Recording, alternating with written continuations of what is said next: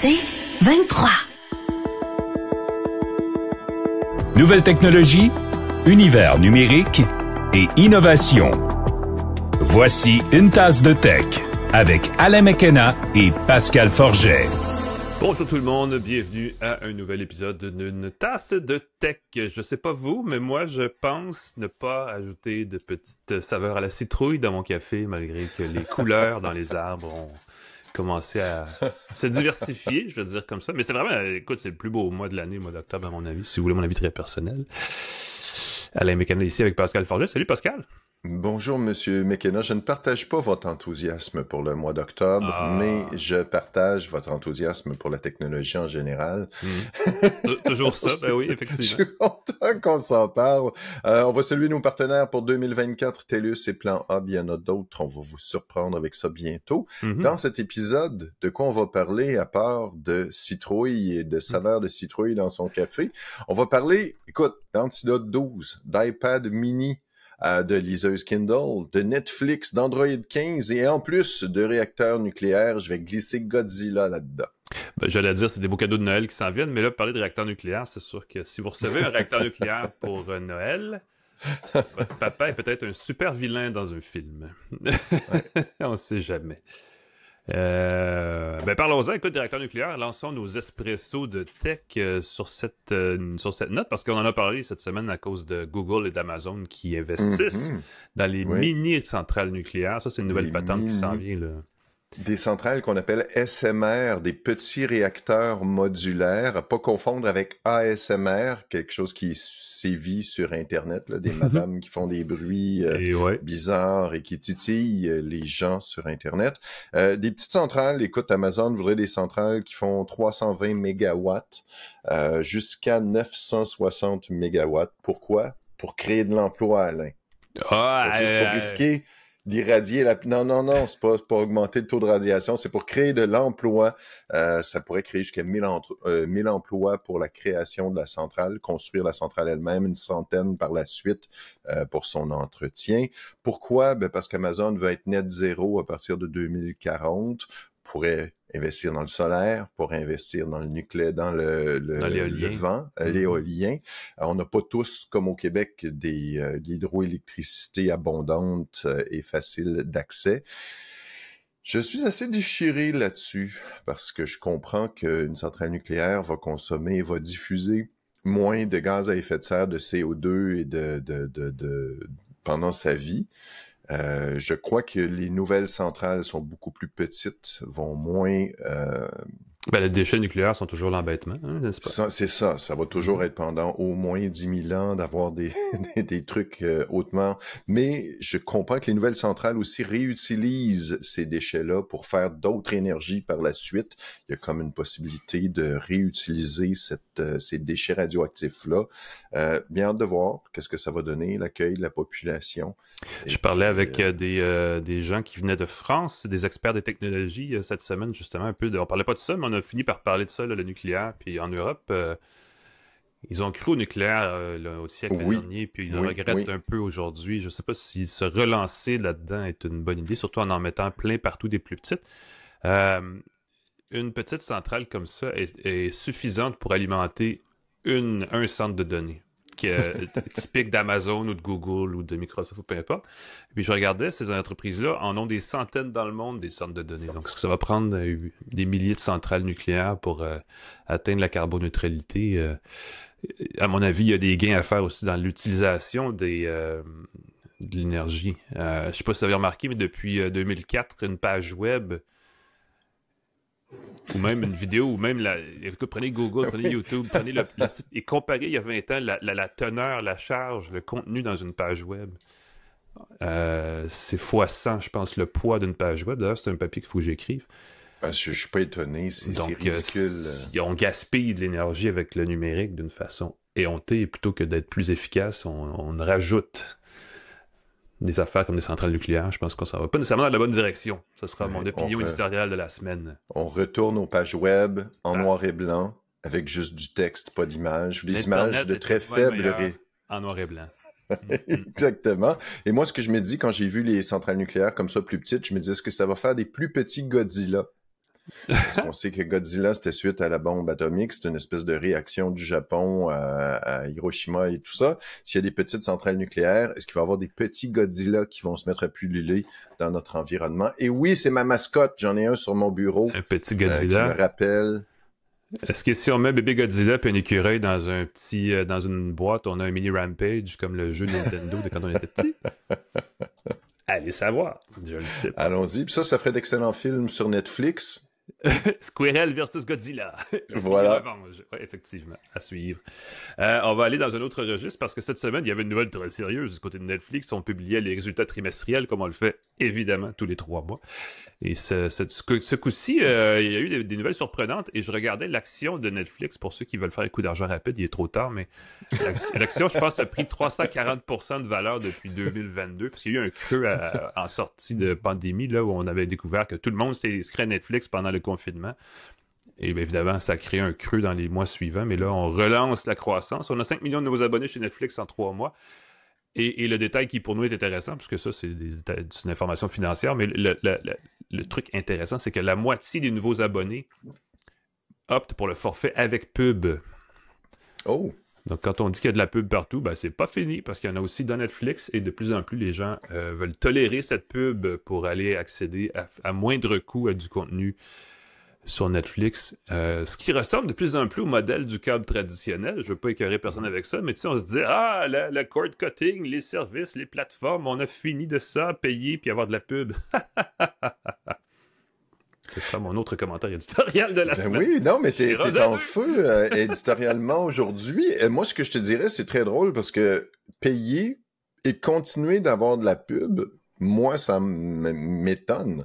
Parce que pour quelques dollars de plus, on parle de, je pense, 5 dollars de plus, t'as pas de pub du tout. Que les gens paient, mais ne veuillent pas payer le 5 dollars de plus. Je me dis, je comprends que les pubs n'est pas encore envahissante, mais moi, j'ai été choqué. Encore une fois, j'ai pas annulé mon abonnement, mais Amazon Prime, au départ, on n'avait pas de publicité. Maintenant, avec Amazon Prime, t'as des publicités qui entrecoupent de temps en temps ton film. Ouais. Je comprends. Ça me fâche. Bientôt. On nous donne juste un peu de publicité. Oui, c'est clairement ce marché-là est en évolution. Et d'ailleurs, toujours très populaire Netflix, Pascal. Les gens, combien de temps passent-ils à regarder Netflix chaque jour? Je tombe en bas de ma chaise. Je ne pensais pas que les gens passaient en moyenne 2 heures par jour sur Netflix. On parle en moyenne.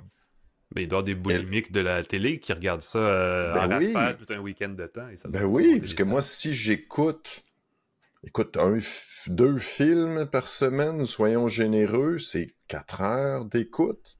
2 heures par jour. Le nombre de navets qui doit s'écouter sur Netflix, c'est ça qui me fascine. Ben, moi, je veux dire ceci parce que j'ai un compte, puis c'est un compte familial, puis on est 5 dessus. Est-ce que je compte pour une personne ou pour 5 personnes? Parce que les 5 ensemble, on doit regarder l'équivalent d'une couple d'heures par jour.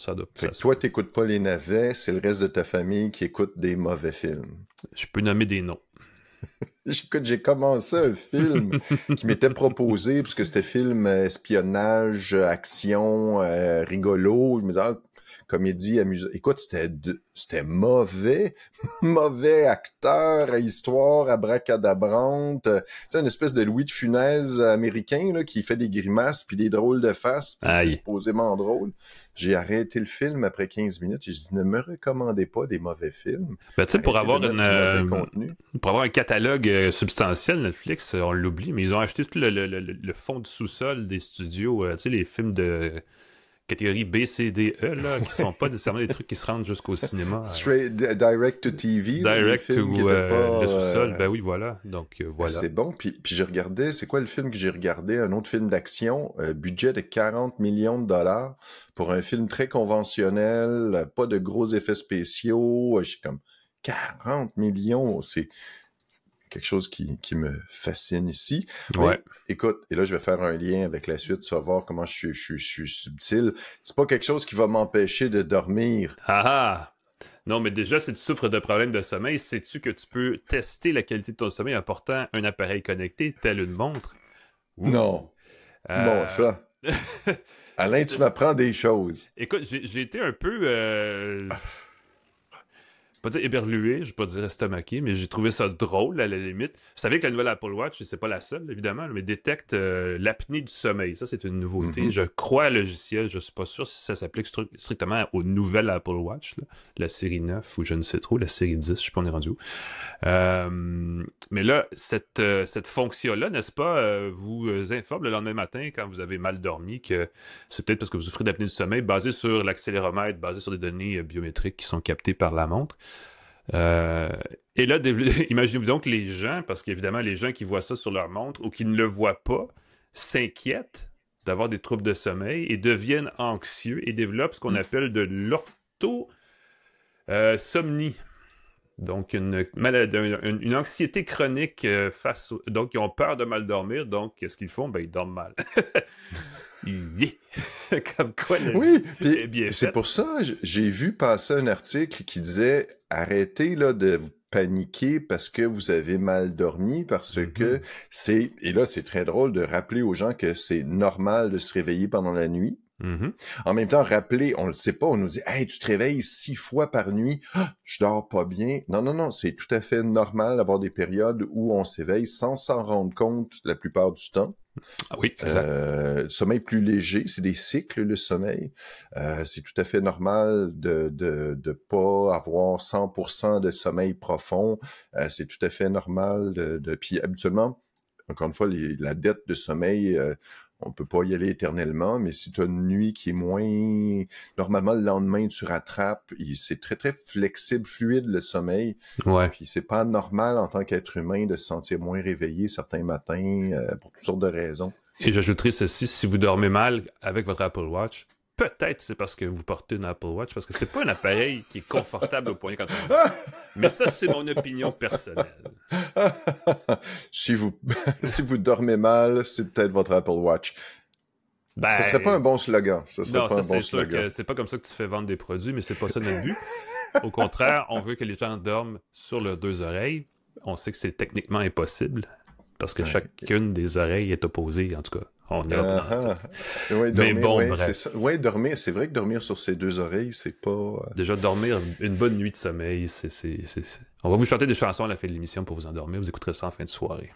Et j'ai pensé à toi avant de m'endormir cette semaine, Alain, parce que je sais pas pourquoi, je me suis mis à enlever mon bracelet avant de bon. Je me suis dit, tant pis, j'ai regardé mes données de sommeil, puis je me rendais compte que c'était finalement pas si utile que ça. C'est le fun une fois de temps en temps, mais t'as raison que ça causait, je me disais, à quoi ça me sert finalement de savoir que j'ai mal dormi? Puis souvent, ça me disait que j'avais bien dormi alors que je me sentais patraque. Fait que je la laisse dans ma salle de bain avant de me coucher, et puis je dors mieux depuis. Bon ben, tant mieux. On parlait de Netflix, on va parler de YouTube. Ouais. Des nouveautés s'en viennent, j'ai bien hâte. Je n'écoute presque plus, quand je suis tout seul, de vidéos à vitesse normale.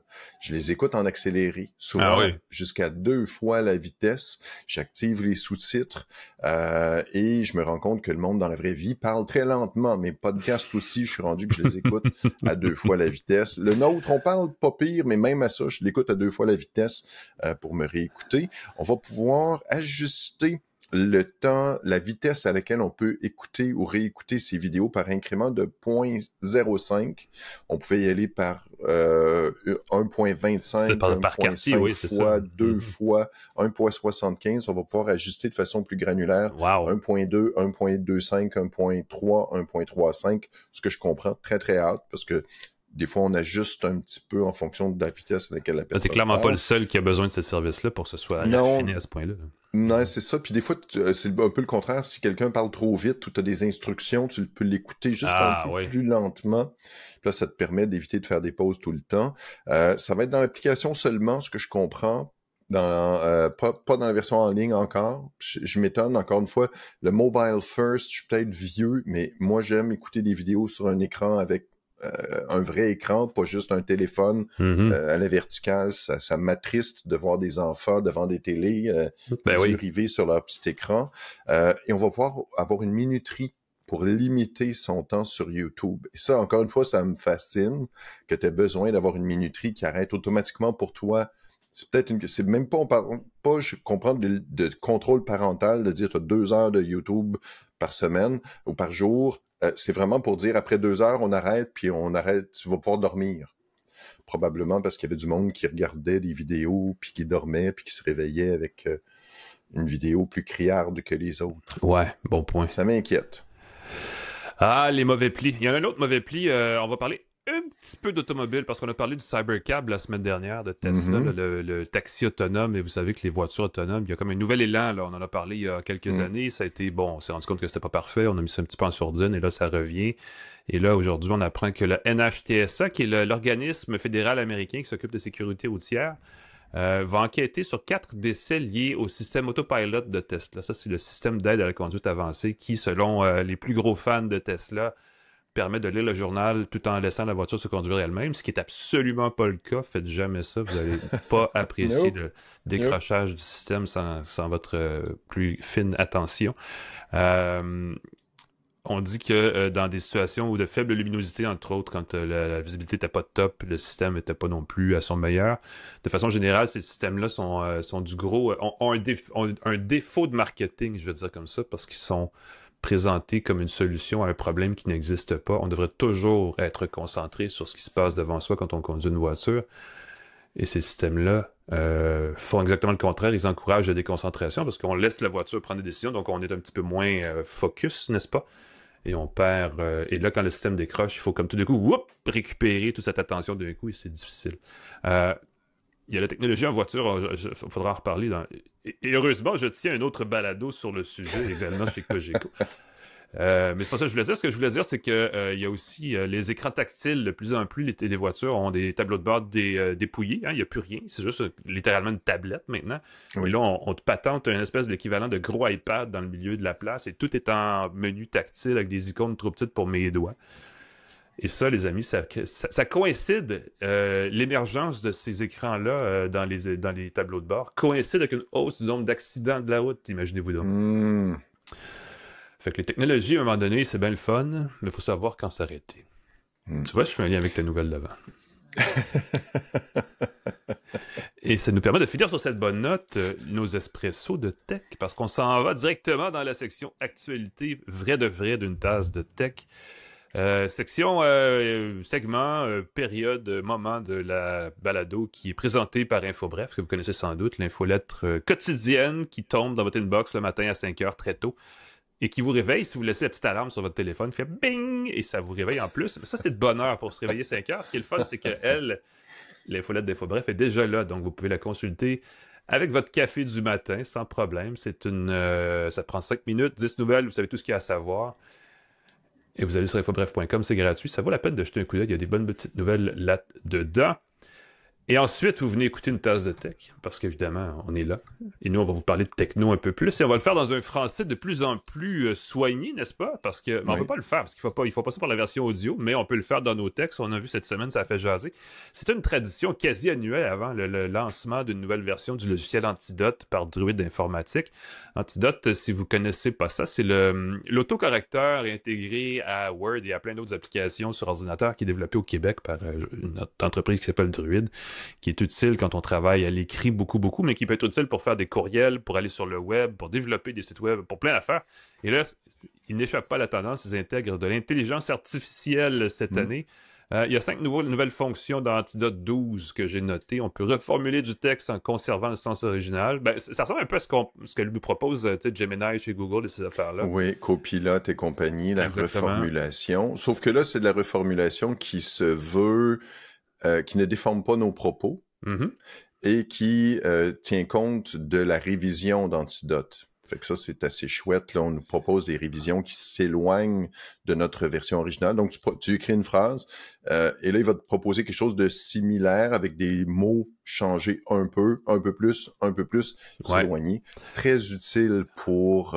ça m'est arrivé, je l'ai testé hier toute la journée et je me disais comment dire quelque chose. Et je l'ai écrit un peu comme ça me venait, il m'a proposé une reformulation beaucoup plus juste. Et là, j'ai fait « Oh yeah! J'aime ça. Bon, ça fonctionne. On améliore le style, on peut améliorer la clarté du texte, on peut rendre le texte plus inclusif en utilisant un langage épicène. Ça, c'est automatisé, ça enlève un peu les grands hommes deviennent les personnes célèbres, ainsi de suite. C'est des belles... c'est quelque chose qui est fastidieux à faire à l'écrit, de réviser un texte et prendre toutes les formules, essayer de trouver la formulation inclusive sans répéter les mots 2 fois, là.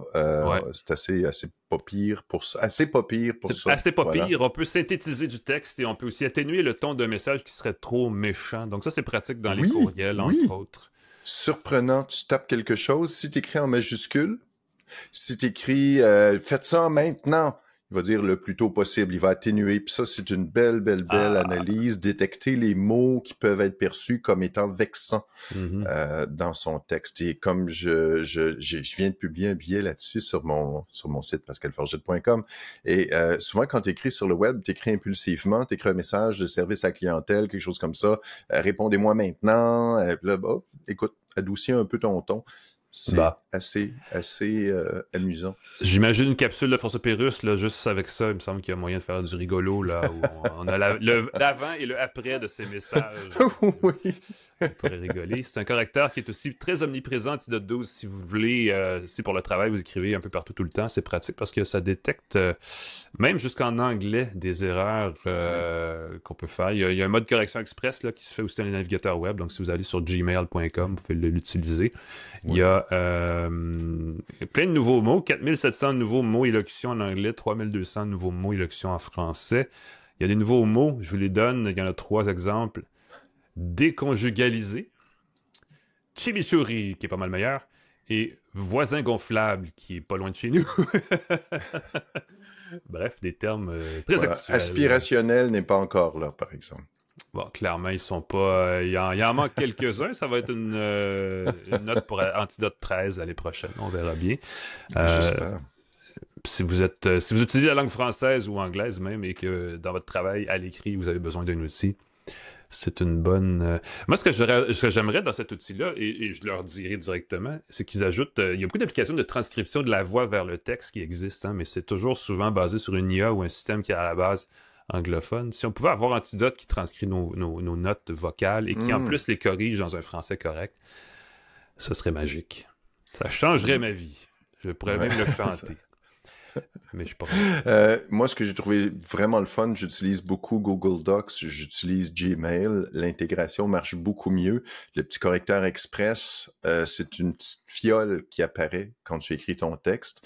Tu composes, la petite fiole est verte tant qu'il n'y a pas de faute. Si on te propose une correction, qu'une détection d'erreur éventuellement, tu peux cliquer. Comme ça, tu n'as pas besoin d'invoquer Antidote si tu écris sans erreur. Puis quand tu veux, tu cliques et boum, Antidote apparaît. Ça vient de changer ma vie. Je l'ai aussi essayé sur WordPress, je l'ai essayé sur LinkedIn, je l'ai essayé sur Facebook. La petite fiole apparaît, vous indique que votre texte est correct. Encore une fois, ceux qui utilisent les outils de correction, je me suis permis de faire des phrases un peu tordues pour tester le système ici et c'est pas parfait. Parce que des fois, il faut proposer des corrections en fonction du mot précédent, et ainsi de suite. Sauf qu'Antidote va t'expliquer l'erreur. Et ça, c'était la grosse nuance. Je sais, comme tu le dis, que Gemini, que Copilot, que ChatGPT permet de faire des reformulations et tout. Mais si tu demandes pourquoi tu fais ça, il va te sortir quelque chose d'un peu tordu. Antidote va te sortir le dictionnaire, va te sortir la référence, va te sortir les règles. Et là, tu peux déterminer que non, c'est Antidote qui s'est trompé. Ça arrive rarement, ça arrive. J'ai déjà quelques exemples que je vais leur envoyer d'ailleurs, qui me fait beaucoup rire. Je me sens... je pense que mon français est impeccable, mais je vais collaborer avec Antidote comme ça. Puis habituellement, ils font rapidement des ajustements. Mais si vous avez besoin, c'est ça là. Si vous corrigez vos textes avec ChatGPT et compagnie, Antidote va vous donner quelque chose de beaucoup plus fiable, je crois. C'est québécois. Les données ne seront pas utilisées pour entraîner le modèle. Étrangement, j'ai appris que ça a été fait parce que dans leur version bêta, certains textes ont été utilisés, mais c'est plus le cas à partir de maintenant. Et évidemment, il s'améliore constamment.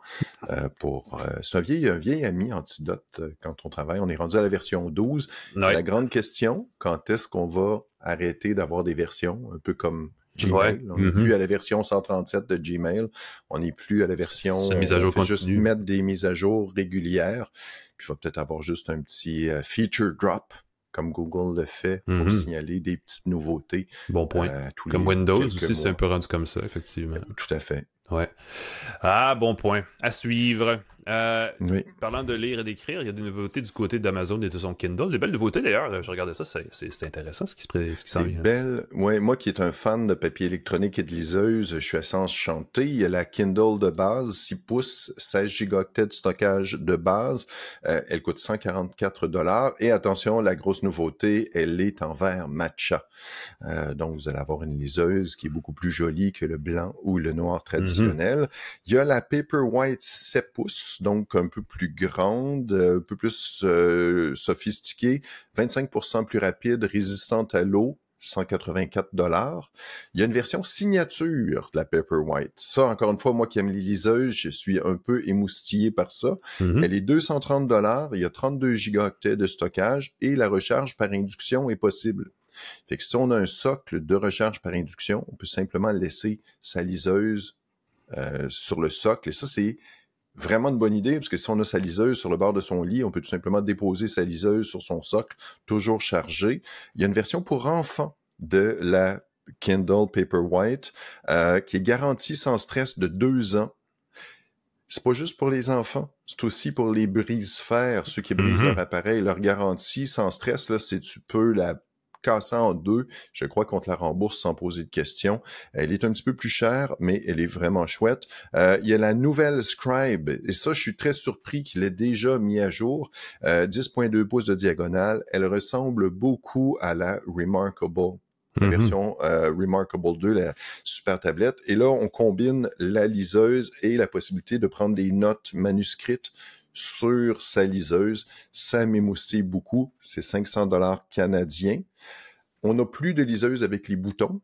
C'est l'autre chose qui est particulier. Amazon avait des liseuses qui avaient des boutons pour passer changer des pages. Oui. Ce n'est plus le cas. Je trouvais que c'était une belle fonction. Tu pouvais avec ton pouce. Je sais qu'il y a beaucoup de clickers qui existent sur le marché qu'on peut connecter à sa liseuse pour changer de page avec un petit bouton. Bien, bien drôle. Et il y a une version couleur aussi, Color Soft, qui n'est pas encore proposée au Canada. Ouais, c'est un peu triste. Ouais, bien hâte de l'essayer. Écoute, pas encore au Canada, mais ça devrait s'en venir. Elle devrait coûter autour de 385 canadiens, ce qui n'est pas donné pour une liseuse couleur. Mais ceux qui veulent une liseuse, on va voir la technologie de papier électronique qui est bien visible, même en pleine lumière, même au soleil. Les couleurs sont encore un peu délavées, ça n'a rien à voir avec un écran LCD ou OLED, mais ça s'en vient. On va avoir des couvertures de livres en couleur. Moi, ça m'a redonné du plaisir de lire. C'est agréable, la couleur, c'est vraiment le fun. Ça ajoute un petit je ne sais quoi qui rend sa lecture plus agréable, surtout s'il y a des schémas ou ceux qui lisent des mangas. Je pense que ceux qui lisent des mangas, des bandes dessinées dans une liseuse, ça fonctionne vraiment bien. Puis les couleurs sont habituellement pas... c'est pas sursaturé, disons ça comme ça. C'est pas des couleurs qui ont besoin d'être très intenses pour lire dans sa liseuse. Bon point. On va rester dans le petit format parce qu'il y a eu une nouvelle cette semaine aussi du côté d'Apple qui a mis à jour cette tablette. C'était une rumeur dans les... On l'attendait, mais c'est arrivé lundi, j'ai reçu le communiqué. Hey, nouveau iPad mini. iPad mini de 7e génération qui conserve le format de l'iPad mini de 6e génération, donc ne change pas visuellement tant que ça. Donc garde le même écran de 8,3 pouces qu'Apple appelle son Liquid Retina. Il y a beaucoup de nouveautés qui sont nécessairement associées à l'intégration de l'intelligence artificielle qu'Apple appelle son Apple Intelligence, qui malheureusement n'est pas intégrée dès les premiers jours de mise en vente de l'appareil. Pour avoir cette suite d'outils d'intelligence artificielle qui ressemble beaucoup à ce qu'on disait tantôt, là, de la transcription, du résumé, de la création d'images, des trucs comme ça, ça prend la version 18.1 d'iPadOS qui n'est pas encore disponible. La grosse affaire par rapport à une nouvelle iPad mini, c'est qu'on est allé avec un processeur qui est le A17 Pro, qui est de mémoire le processeur du iPhone 15, si je ne m'abuse. Ce n'est pas un processeur de la série M comme les plus gros iPads, et je pense qu'on va vouloir de plus en plus distinguer les iPad Pro des iPads tout court en y allant avec les processeurs A d'un côté, plus légers, disons-le comme ça, des processeurs M plus ordinateur, plus musclés. On dit quand même qu'il y a un gain de performance, de rapidité dans les applications, dans l'ouverture d'applications et dans la gestion de la vidéo de 25 à 30% selon le cas. Par rapport au iPad mini précédent, ça doit être incomparable par rapport aux plus vieux iPad mini, là, qui sont quand même assez vieux.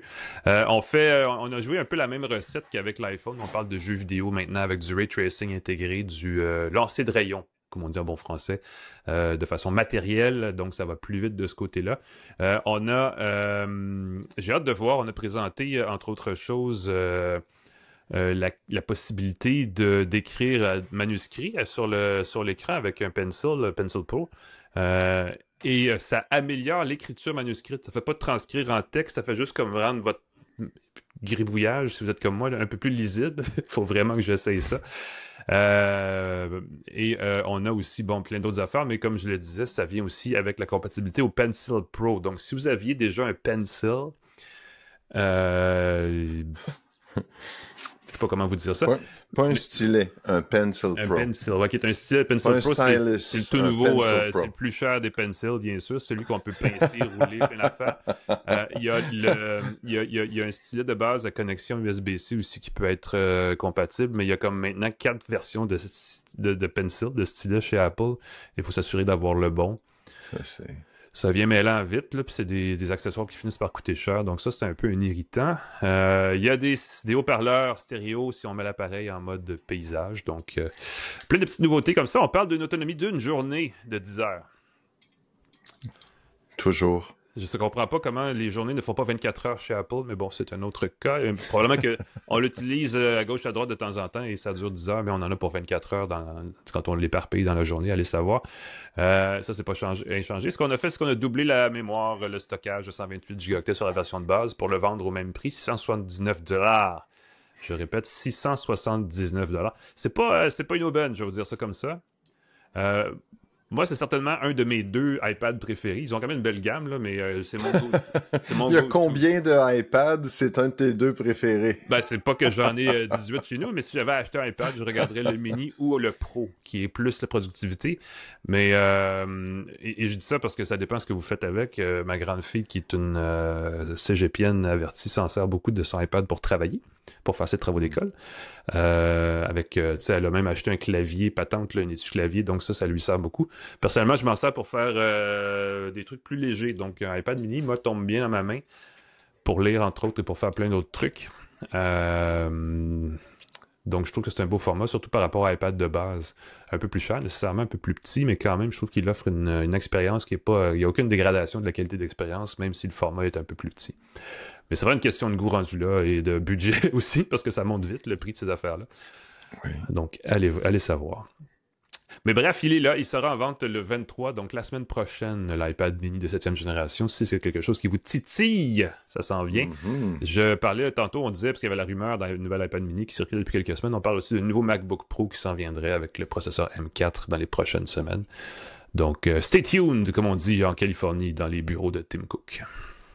Et du côté Android, qu'est-ce qui se passe? Ben oui, termine-nous ça avec une mise à jour. Voilà. Android 15, il est en train de s'installer dans mon Pixel. Android 15 qui va être offert sur les téléphones OnePlus dès le 24 octobre. Je trouve ça très le fun, parce que sur Google, c'est toujours un peu plus rapide directement. Les Pixels sont des téléphones de Google, sur le 24 octobre sur les téléphones OnePlus, et un jour sur les téléphones Samsung, Android 15. Qu'est-ce que ça permet? Bien de l'essayer concrètement. Espace privé, un espace qu'on va pouvoir cacher pour avoir différentes applications financières, applications de rencontres qu'on veut pas montrer à quelqu'un. On va avoir une petite zone privée. On va avoir une amélioration des téléphones pliables et des tablettes. Ça, j'ai très, très hâte de le voir sur le Open de OnePlus. On va pouvoir ouvrir plus facilement 2 applications côte à côte et même les associer pour avoir une seule icône, un seul icône. On va pouvoir ouvrir 2 applications en même temps qui vont être positionnées de la façon qu'on désire. Très, très le fun si on veut ouvrir en même temps, par exemple, son courriel et son calendrier côte à côte. On va avoir la détection du vol à l'arraché. On en avait déjà parlé. Ça va s'installer. Il semble qu'en Angleterre, il semble que dans certains pays... Au Brésil. Les gens sortent leur téléphone et quelqu'un s'en empare, part à courir, et comme le téléphone est déverrouillé, peut changer l'utilisateur, peut le réinitialiser sans que la personne puisse faire grand-chose. Si c'est détecté, grâce à l'intelligence artificielle, évidemment, les capteurs de mouvement et compagnie, le téléphone va se verrouiller, va redemander une authentification. Est-ce que peux-tu préciser un truc là-dessus, Pascal? Il demande une authentification biométrique.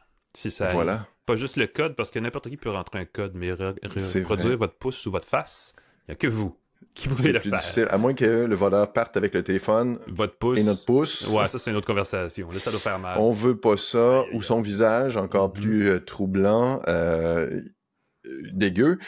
Et je trouve ça assez niche comme fonctionnalité. On va pouvoir faire passer, ça s'en vient, c'est pas encore là, on va pouvoir faire passer du contenu d'une tablette Pixel à un téléphone Pixel simplement en les rapprochant. Oh! Je me dis, qui a un téléphone Pixel et une tablette Pixel? Pour les 4 personnes... Ouais. Qui a des tablettes Pixel? C'est assez rare. Des employés de Google très enthousiastes, là, sans doute, doivent posséder. Peut-être. Je trouvais que c'est une fonction assez niche. Installez ça, découvrez ça sur vos téléphones Pixel, bientôt sur les téléphones OnePlus, bientôt sur les autres plateformes. Android 15, qui va ajouter évidemment toutes sortes de fonctionnalités derrière le capot, qui va réjouir les amateurs de technologie et ça qui est en train de s'installer sur mon Pixel. J'ai rafraîchi pendant qu'on se parlait, j'ai eu droit, c'est déployé au cours des prochains jours. Surveillez votre mise à jour de logiciel de téléphone. Voilà, si vous avez téléphone Android. Parfait. Bon, ben merci Pascal, ça fait le tour des actualités de cette semaine. Il y en avait quand même pas mal. Et il y en a plus. Parce qu'il y a nos essais de la semaine qui s'en viennent tout de suite après ça. Restez avec nous à Une Tasse de Tech. De retour à Une Tasse de Tech avec Alain McKenna et Pascal Forget. Nous revoilà Une Tasse de Tech avec nos appareils, nos sympathiques accessoires de nature technologique de la semaine. Pascal, tu as un machin qui me semble tout à fait intriguant, une console... En fait, c'est 2 machins, si je vais être précis. C'est 2 machins. C'est le MX Creative Console de Logitech. C'est 2 petits pavés qui ressemblent beaucoup au Stream Deck de Elgato. Ceux qui connaissent le Stream Deck d'Elgato, Logitech se lance dans quelque chose qui est très similaire. C'est 2 pavés qui permettent d'avoir des boutons facilement accessibles pour démarrer des applications, contrôler ces applications sans avoir à utiliser son clavier ou à mémoriser des raccourcis clavier compliqués. Et moi, le Stream Deck, je m'en sers constamment, entre autres dans les réunions Teams, c'est super utile. Tu peux activer le bouton pour lever la main, tu peux changer le volume, tu peux changer d'application, tu peux en démarrer une très très vite. Puis, comme c'est un petit pavé, le premier des 2 pavés, qui est le Creative Keypad, a des petits boutons et chaque petit bouton, c'est un petit écran. Fait que sur chacun des boutons, tu peux personnaliser les icônes. Tu peux personnaliser les icônes. Alors, en fonction des différentes applications, Spotify, par exemple, j'ai les boutons de Spotify qui apparaissent avec des boutons de la couleur de mon choix. Je n'ai qu'à indiquer que je démarre Spotify. Tout ça est contextuel, fait que selon l'application que tu vas utiliser, les boutons peuvent s'ajuster. Tu peux créer plusieurs profils quand tu utilises Photoshop, quand tu utilises Spotify, quand tu fais du montage vidéo. Et c'est déjà très, très bien intégré. Tu as déjà des modules qui vont te connecter avec toutes les applications Adobe. Avec Zoom, avec Spotify, ils sont déjà intégrés.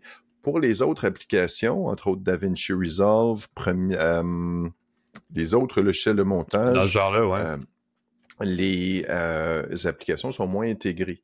Fait que ça, il va falloir à la main créer ces applications en attendant que des packs ou des expansions permettent d'ajuster automatiquement les boutons. Le deuxième bloc est très, très intriguant et très amusant. C'est le MX Creative Keypad, qui, lui, est une grosse molette, ou plutôt 2 molettes. Une molette principale qui sert pour le volume horizontal et une deuxième petite molette sur le côté qui permet de faire, entre autres, défiler l'écran. Fait que tu peux simplement, avec ta main, faire défiler ton écran, tu peux monter le volume, tu peux agrandir la taille d'un outil, Dans certaines applications, par exemple, ton pinceau ou ton crayon, tu veux qu'il soit plus gros quand tu es dans des applications créatives comme Photoshop et compagnie.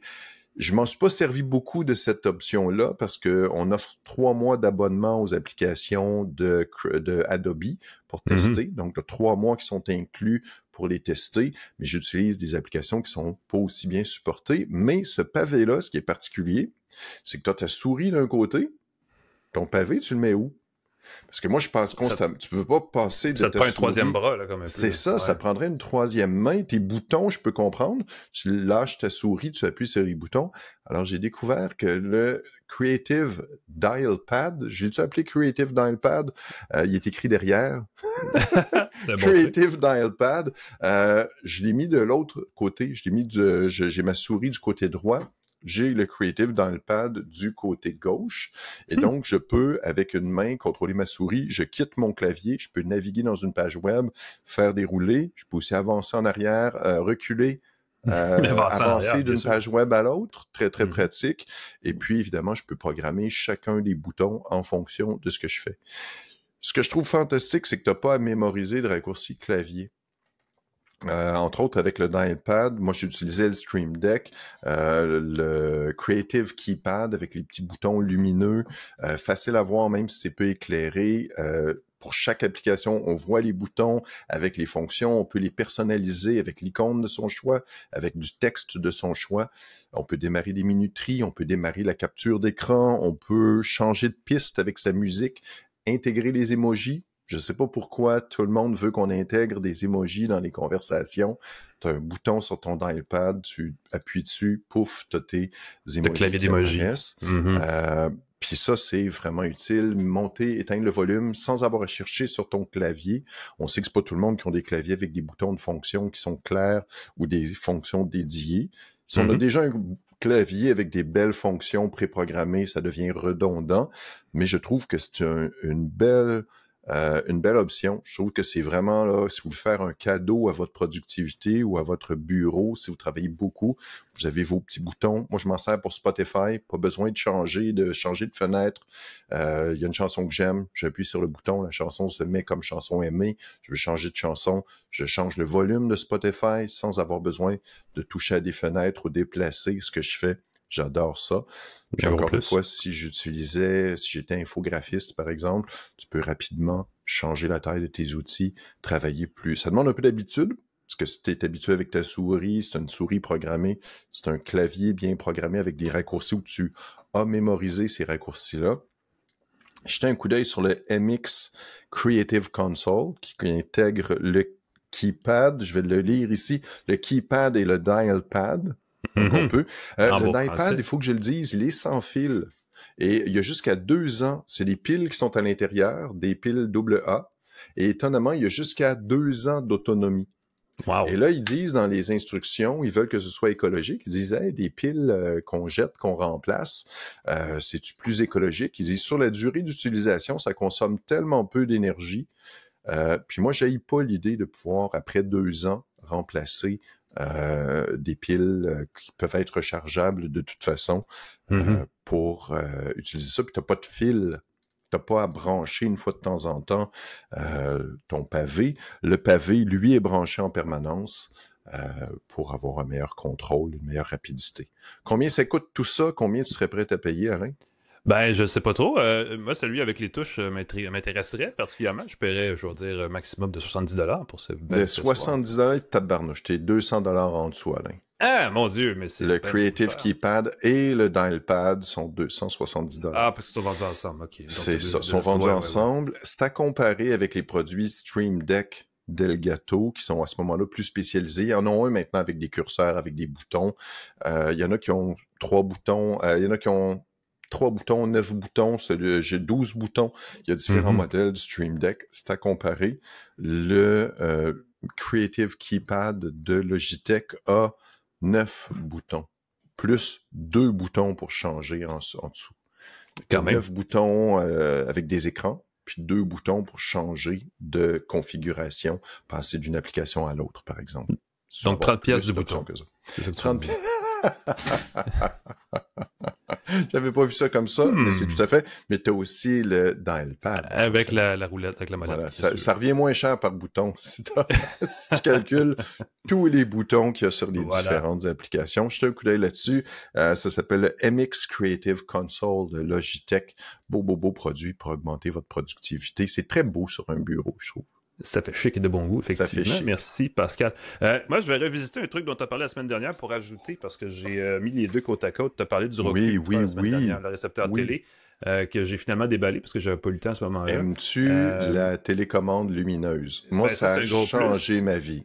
Je l'ai comparé avec le Google TV Streamer qui remplace le Chromecast chez Google, parce que ce sont deux appareils qui se ressemblent beaucoup maintenant, en fait. Oui. Puis effectivement, on se rend compte qu'à la fin de la journée, la télécommande joue peut-être un plus grand rôle qu'on penserait dans l'interaction qu'on a avec ces bidules-là. Et puis tu as bien raison, une télécommande qui s'illumine dans le noir, c'est pratique. Quoique ma télé est tellement énorme chez moi qu'elle fait de la lumière, je vois tout. C'est pas vraiment le cas, mais bon... Évidemment, je vais insister sur le TV Streamer parce qu'on a parlé du Roku Ultra la semaine dernière, quand même pas mal.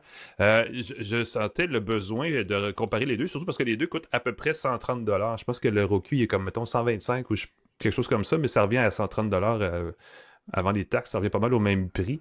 Et les deux, essentiellement, visent à combler le même besoin, qui est d'ajouter cette connectivité à un téléviseur ou un appareil qui n'est pas connecté. Ce qui est de plus en plus une niche, parce que les appareils, les téléviseurs non connectés, ça n'existe pratiquement plus. Oui. Et la plupart ont une plateforme et de plus en plus, Google et Roku sont les deux plateformes dominantes en dehors de Samsung qui a sa propre plateforme et d'Apple TV qui est toujours un récepteur qui n'est pas un téléviseur. Là, donc, c'est à vous de voir. Moi, je vais vous dire ceci. Chez moi, j'ai dans mon cinéma maison un projecteur. Donc ça, il est planté, il est vissé au plafond. Et c'est un projecteur qui n'a pas cette connectivité-là. Et ce qu'il a de particulier, c'est que ce projecteur-là, c'est que, évidemment, il y a des entrées HDMI et il y a deux sorties USB-A pour alimenter des accessoires. Et le défi à ce moment-là, c'est d'avoir un appareil qui agit comme récepteur numérique et qui peut être près du projecteur, donc au plafond, et qui n'a pas besoin d'une alimentation, qui n'a pas besoin de 4-5 fils pour se rendre jusqu'au cabinet où se trouvent les appareils de divertissement, l'ampli, ces choses-là. Et pour ça, le TV Streamer a un petit détail très sympathique, c'est qu'il son alimentation, c'est USB-C. Donc, tu peux brancher ça dans un port USB. Tu peux l'alimenter à même, dans mon cas, c'est un projecteur, mais on peut aussi l'alimenter à même son téléviseur, parce que la plupart des téléviseurs ont des sorties USB aussi qui permettent d'alimenter un périphérique externe. Donc là, vous branchez la HDMI, vous branchez le USB, et paf, vous avez cette fonction-là intégrée, et que ça s'allume seulement quand votre téléviseur s'allume. Donc, ça règle un petit irritant, à mon avis, pour bien des gens. Et juste ça, c'est à peu près le seul point positif du TV Streamer par rapport au Roku Ultra, parce que tout le reste, le Roku Ultra fait un peu mieux. Entre autres choses, il va un petit peu plus vite. Son interface, est un petit peu plus fluide que celle du streamer, mais le streamer fait quand même très bien par rapport au Chromecast, donc aux appareils de génération précédente de Google qui permettent de faire à peu près la même chose. Là-dessus, on a du Wi-Fi 5, pour ceux qui aiment finasser avec les détails. Alors que sur le Roku Ultra, on a du Wi-Fi 6. Il y a pas nécessairement il y a un gain de vitesse, mais le Wi-Fi 6 surtout permettait aux routeurs surtout d'avoir des dizaines et des dizaines d'appareils connectés de plus que le Wi-Fi 5. Donc, ça rend peut-être la gestion du réseau de la maison plus simple d'avoir du Wi-Fi 6. Ça change pas grand-chose en termes de diffusion de vidéos, je dirais ça comme ça, parce qu'on peut avoir de la 4K quand même par Wi-Fi 5, mais c'est probablement plus sûr d'utiliser le port Ethernet derrière, qui est toujours plus rassurant, n'est-ce pas, quand on est branché avec un bon gros fil réseau. On sait que ça va se rendre. Ça va relancer la question de il est où le goulot d'étranglement dans votre connexion Internet, parce que des fois, notre fournisseur Internet, notre routeur, notre modem, notre appareil qui reçoit le mur entre les deux, la porte du cabinet, la tablette, le nombre d'appareils stackés sur la même tablette, tout ça dégrade la qualité de votre connexion réseau. Si vous êtes en sans fil, mais un bon vieux fil fait la job. Et j'ai fait l'effet sonore, vous aurez compris. On parle d'une diffusion 4K à hauteur de 40 images par seconde sur cet appareil TV Streamer qui peut accepter des applications. Pas mal tout ce qu'on veut avoir est là. C'est compatible avec les protocoles HDR10+, Dolby Vision et Dolby Atmos. Ça prend évidemment un téléviseur compatible avec toutes ces patentes-là. Ça commence à faire beaucoup, puis on dirait qu'à chaque année, ça en rajoute un. Fait qu'il faut finir un jour par dire ça va faire. Je pense que si vous avez du HDR 10, c'est bien correct. Je pense pas qu'il y a besoin d'aller chercher bien plus loin que ça. Dolby Vision, c'est une petite couche. Dolby Atmos, c'est le fun pour l'ambiance sonore, mais c'est pas. Faut avoir un méchant setup sonore pour avoir faut avoir le contenu. D'ambiophonie virtuelle que ça crée. Il y a 4 gigaoctets de mémoire vive, ce qui permet d'aller un petit peu plus vite en passant d'un service à l'autre. Et il y a 32 gigaoctets de stockage, donc on peut mettre du stock dessus. Mais ce qui est désolant, c'est que comme on l'alimente avec son port USB-C, vous remarquez qu'il n'y a pas de sortie pour un périphérique externe, par exemple un disque dur, par exemple pour avoir du stockage local, ce que le Roku Ultra propose. Oui, Roku Ultra, c'est génial. Tu prends une clé USB avec du contenu vidéo et écoute, 99% des cas, il peut le lire. Le seul problème que j'avais eu avec le Roku Ultra, c'est avec certains codecs de son. L'image marchait très bien, mais l'audio n'a pas toujours été reconnu. Mais c'est encore une fois des fichiers comprimés de façon un peu capricieuse. Là, fait que c'est pas un gros problème en général. J'ai pas gardé le score, mais on est peut-être à 4-1 pour le Roku Ultra à date sur la fiche technique et la compatibilité. Il y a une télécommande plus évoluée aussi sur le TV Streamer par rapport au Chromecast. Il y a une commande vocale qui fonctionne très bien. Dans l'interface, il y a de l'intégration de Gemini parce que c'est Google, donc pourquoi pas. Gemini vous fournit des résumés d'épisodes, de séries, d'émissions, de films, de ce que vous voulez. Automatiquement, c'est le fun si vous aimez ça, à savoir plus de choses. Et là, je comparais, puis Roku Ultra, ils vont chercher carrément toute l'information sur IMDb, donc ils ont encore plus d'informations hyper granulaires. Donc là, on commence à... Je sais pas à quel point on a besoin de savoir que l'acteur a joué dans tel autre aussi, puis il a fait ci, puis il y a ça, puis l'émission, en tout cas. Mais clairement, les gens en redemandent, donc il y en a beaucoup. Ouais. Il y a 2 boutons d'accès rapide à YouTube parce que Google et à Netflix parce que Netflix, donc il y a ça, c'est pas personnalisable. Il y a un bouton étoile pour un choix rapide personnalisé. Faut jumeler son téléviseur pour contrôler le volume de son téléviseur et ça marche pas tout le temps avec tous les appareils, je vous le dis tout de suite. Et la télécommande est aussi compatible avec le nouveau protocole de localisation de gadgets de Google, le Find My. Donc vous pouvez, si vous l'égarez, la localiser facilement. Et on me dit que tout le monde perd au moins une fois dans sa vie sa télécommande, donc c'est pratique d'avoir ce genre de fonction-là. Allez savoir. Donc vous avez compris que pour 130$, c'est pas cher. Je trouve que c'est un prix raisonnable pour ces gadgets-là si vous voulez donner une deuxième souffle à votre téléviseur, parce que souvent votre téléviseur sera déjà connecté. J'ai découvert récemment, en parlant avec des gens, que c'est pas tout le monde qui a un téléviseur connecté qui sait qu'ils ont un téléviseur connecté. Donc peut-être avant d'acheter un périphérique, regardez le dedans de votre téléviseur pour voir s'il n'y aurait pas par hasard ce petit logiciel qui vous permet d'installer Netflix. Parce que souvent, tu sais, on vante la capacité de stockage, la boutique d'applications, mais dans le fond, là, on utilise 3 applications vraiment quand on regarde la télé, là. Donc, assurez-vous que vous avez les bonnes applications. Les bonnes applications. J'ai un ami qui a retourné une télé parce que justement TVA+ n'était pas supporté. Vérifiez ça avant. Et puis souvent, c'est pour ça qu'on va acheter un streamer. Si notre téléviseur LG, Samsung, un système qui ne supporte pas les nouvelles applications, les nouveaux services, tu achètes une petite boîte qui permet d'avoir pour quelques dollars de plus. Je trouve une interface plus moderne, mise à jour constamment, puis une compatibilité avec beaucoup, beaucoup d'applications.